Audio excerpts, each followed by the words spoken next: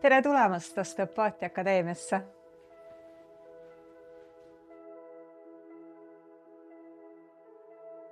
Osteopaatia vaatleb inimest kui tervikut, tema psühholoogilist seisundit, tema vaimset seisundit, tema füüsilist seisundit, analüüsib ja annab parima, et tasakaalustada seda tervikut.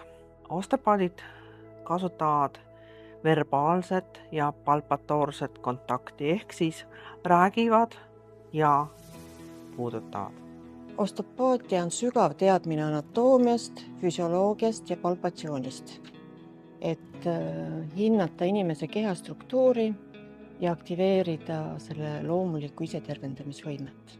Osteopaatia on kindel tee inimese tervise heaolu juurde ja tema juured pärinevad juba 19. sajandist.